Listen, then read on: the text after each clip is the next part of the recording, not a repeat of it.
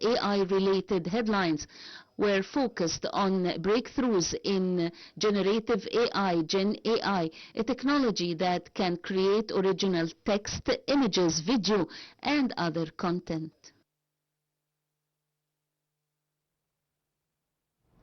Welcome back. And now, Dr. Islam, let's first talk about the difference between artificial intelligence and traditional technology. Well, this is really a good question and hard question to answer, Yes. especially for the people without technical background in this area. But to summarize, the differences between the artificial intelligence, a new kind of programs that doesn't depend completely on procedures or specific instructions to be executed. The normal technology or programming is about the programmer is aimed to tell the computer exactly what to do with sequence of instructions to be executed. And this is very limited with the kind of programs that must be follow regular structure and very like any kind of programs you would like, you can see the interface of the software and you can use it through specific items, through the buttons, the text box, and there is a very structured way with the computers, and this kind of programs is related with the back end, the database, and should be with the same structure. However, the artificial intelligence is the ability of the hardware or the machines to do something without exact equation, without exact predefined. So if I'd like to do some programs, maybe to discover the cheating with the exams, the students that are cheating during their exam. There is no rule, there is no instructions to be inserted to the computers. However, it's kind of machine learning. We based on to give the computers a lot of examples about some students that are cheating and some students that are not.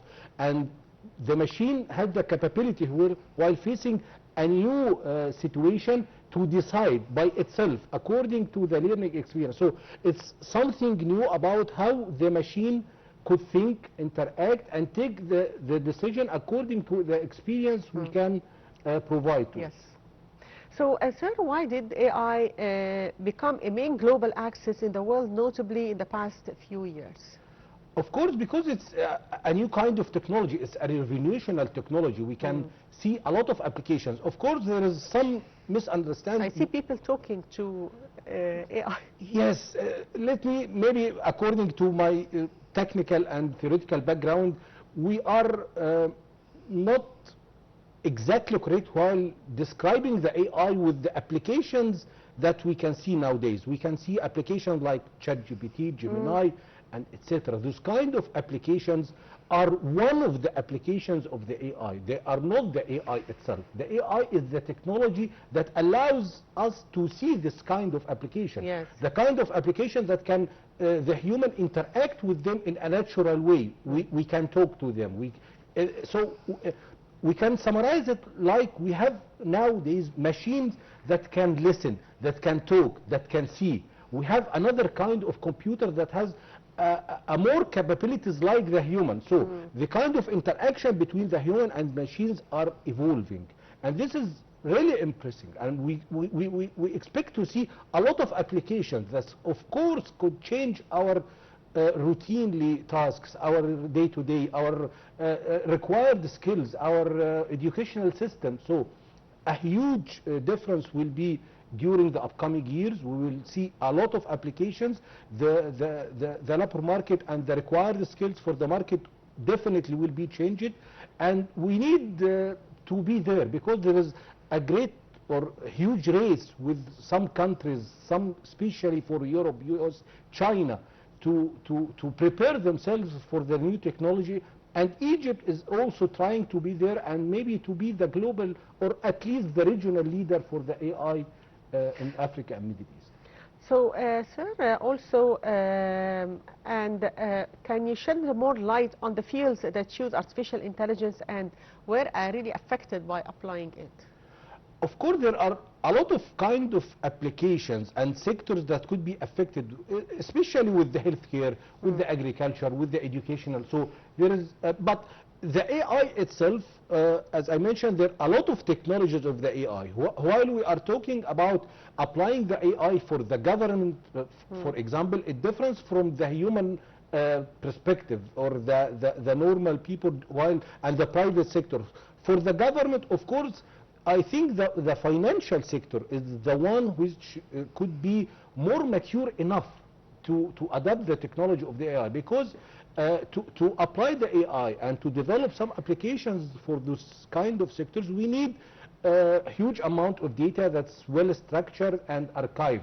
And we can see in Egypt the financial sector, including the digital transformation with the Ministry of Finance and the banking ecosystem is very mature and have a lot of historical data that could allows us to do more applications. However, there is a critical also applications in the healthcare system. I truly believe that we need to apply the AI with the healthcare system due to many limitations in this sector. So, of course, a lot of physicians could do their investigation in their way, but I think the AI could help them to do like a consultant to them to do very more accurate investigation to the human. So also the agriculture.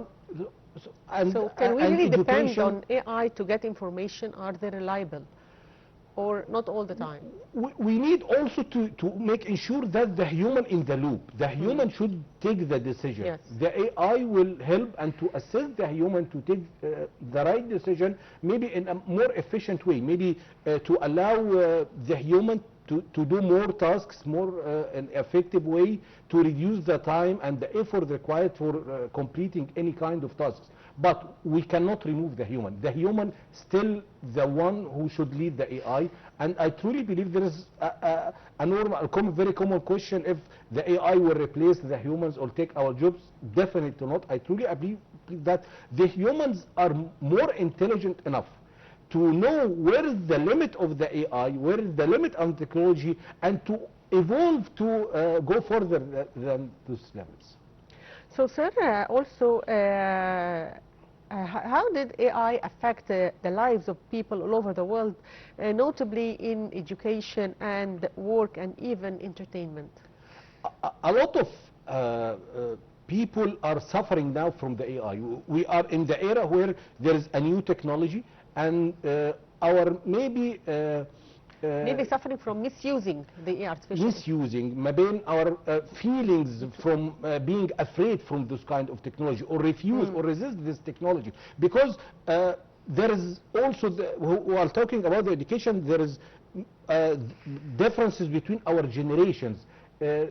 Normally, the young generation are more capable of adapting this technology, and it's easy to them to learn the technology and prepare themselves. However, this kind of ability is not exactly the same while we see the human in 30s or 40s. We are committed to our routine to do our tasks. We don't have much time to learn. So there's a great challenge for these people to learn the AI and to prepare themselves. And also the market provides a lot of required skills. We need to know the AI tools, of course, to be familiar with it, and also to increase our knowledge about and awareness about how to use it, how to adapt it with our daily tasks, with our procedures, with our workflow. And there is shared responsibility between the corporate and institution and individuals. We need huge or comprehensive dialogue, and this is something I think Egypt is doing great, because there is a huge dialogue with the government, with the academia, with the industry, and also with the people. Of course, for the educational systems, there's a great challenge. For me, I'm really suffering from those kind of students who use the AI tools to provide great assessment and great answers to the questions or the kind of assignments we usually provide to them. And the other try to rely on their self completely. Personally, I do recommend to use the technology, to use the tools, because we need to understand it, we need to use it, and we need also to know how to adapt our assignments and our assessment methods to adapt this kind of technology. It's maybe like the calculator, you know, the Yes. calculator early, there is some resistance to allow the calculators for the small children To help them to learn help them. mathematics, But yes. I think we cannot resist or disallow the calculators, but we need to use the calculator to solve more complex assignments or tasks for them. So this is something we need to work on that, and I think a lot of conversations and discussions are being But I think as a professor you can differentiate between the student who used the AI to solve the problem and the other one who depend on himself. we I think can you can differentiate. easily. Anyone can differentiate. Yes. So Because we can count on them, on education. it's not about if I can differentiate. I can differentiate, and you can find now some answers or some reports that are more perfect than to be written by any students. kind of students. But the question is, should I allow to the students to use the technology or not? Yes. There is a huge Yes, it's kind of you know. It is something new on the Something education new. system. Personally, I encourage the students to use the technology. There is some But to a certain limit. to certain limit to know to You use have it to know like the a tool information. Yes. to get the tool. It's like the internet. We use the internet. We use Google to search, but the main issue is to copy and To paste learn the after answers searching. without being or contributing or adding value to what you are searching. So it's kind of tool. You can use the tool to allow us to get more information, but you need to think about this information and to improve your critical thinking and also to add something to that. So it's not about just copy or paste, even from Google or from ChatGPT or other kind, but it's about to getting more information and to allow you to do more tasks and to evolve To give the student more time to do other stuff. of course. This is what you mean. Yes. So, sir, also, what is meant by electronic blackmailing? There is electronic blackmail is kind of new email that's you know we can use the emails in our tasks, and there is some emails that can be included in other kind of systems, and we can also include the task and the automate the workflow with the email systems to do more complicated tasks to allow us. So it's like maybe to rely completely on the email system to allow technology to be involved with any kind of business to automate our workflow. And we can see that there is also to integrate the AI models to do more complicated tasks and automation for the organizations, and to allow maybe more efficient way for the corporate, for the institutions to complete their tasks. So, sir, what are the skills that youth should learn to be able to cope with the era of the artificial intelligence? Of course, there is a lot of skills, but it's not only related with the AI. It's related about how the future jobs and the future market or the environment And digitalization. and also. digitalization. They need to be very well equipped with some technological background. That of course the AI is important to know the business, to know how the workflow, to know the systems, to integrate not only the technological parts and this kind of like coding or do some programming skills or technology part, but also to include some business perspectives, how the technology could be adapted with the business workflow, and also the communication skills, and also to know more about the entrepreneurship, and to allow them to have more kind of tasks that can be evolved to do their own business. So it's more about the AI, the teleworking, the the online conversations and dialogues, and also the internationalization and to be global. So the AI allowed them and give them a lot of opportunities. They need to work on that, and I truly believe that the next generation, Gen Z, is more intelligent and have a lot of opportunities to do more tasks. So they need also to increase their communication skills, something, the emotional, the intelligence, with the emotional intelligence. So they need to understand how the world, the political, something that we have learned maybe in many years. Many years. Yes. They need to be now have improved. the information everywhere. Yes, exactly. So, sir, do you think that some jobs will disappear in the future because of artificial intelligence? Of course, of course. This is expected. This is definitely expected. But there is some jobs will disappear, and also there is some jobs will be there and provided. And there's, I just have seen a very nice report from the World Economic Forum that talks about there will be more than 30% new jobs will be produced in the market, maybe within the upcoming 5 years.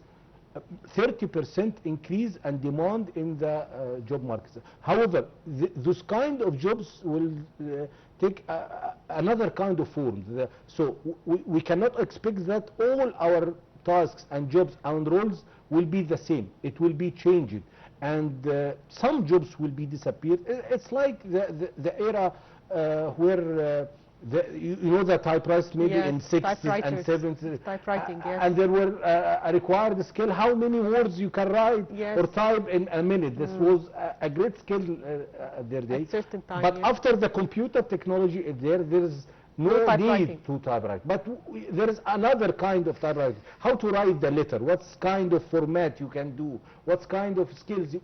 We learned the word and try to use the word program in the computer to write. So the writing itself, the concept of writing something will be there, and there is always a human need to write something, to allow us maybe to find this. But the way and the technology and the kind of position or job and what kind of tools or technologies that will be used, this definitely will be changed.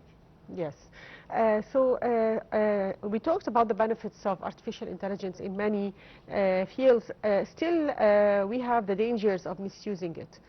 So can we talk about that? The artificial intelligence, like any kind of technology, it could be used for the benefit of for the humanity, and it could also be misused. Maybe like the nuclear, any kind of nuclear programs. Nuclear. So, of course, the AI could be misused. The AI shouldn't be used to do some military action because it's very dangerous there. It can be used in this field? It's being used now, unfortunately. And there is differences how to adapt this kind of technology in the military applications. And there's also something, the misuse of the artificial intelligence, the fake content that could be generated from the artificial intelligence. We can see a lot of fake images, fake news, fake something that could affect the society and the community with such kind of misuse of the information that could be generated from the AI. So also the responsible use of the AI, we cannot rely on the AI without the human decision and the human intervention. So how we can use the ethics, and also there is the main issue that we don't have a clear framework or regulatory framework to allow us to know where we can use the AI, where is the best practices for that, and where we cannot use ethically. So it's more about the values of ourselves. We can use the AI to allow people to do some good stuff, but you can misuse it to do some. So there is more also dialogue is needed between the ethical and the responsible use of the AI. And I think also has launched its national strategic plan for the artificial intelligence as the second version, and it was launched 2025.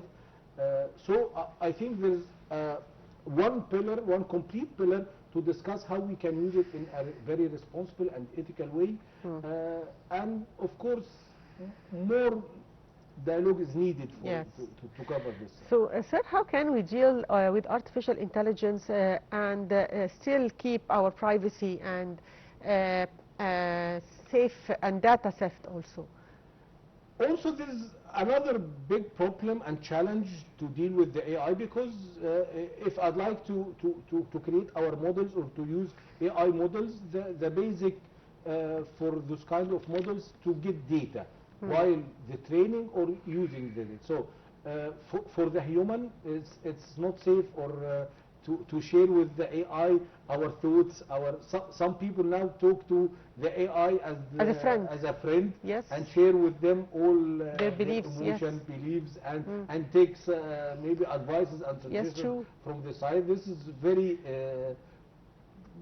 violation of their privacy, and I don't recommend that. You don't for recommend that. them. Yes. But also there is in the individual of the human level. But the main issue while we are talking about the institutions or the entities, especially with the government entities, they shouldn't allow the use of this kind of applications. So the alternative is to build their own models. We need to build our own models that we can ensure that any kind of data provided to those models, even in the training phase or while using them, is secured and don't, of course, be leakage to any kind or to be misused by any other parties. So we need to understand the technology. The technology, if we don't invent our technology and put effort to get our models, I think this will be a very challenging issue to us. Yes, I'd like to thank you, Dr. Islam Tharwat, Assistant Professor of Computer Science and Engineering. Thank you for being here. Thank you so much. And by that, we come to the end of today's edition of The Breakfast Show. Thank you for watching.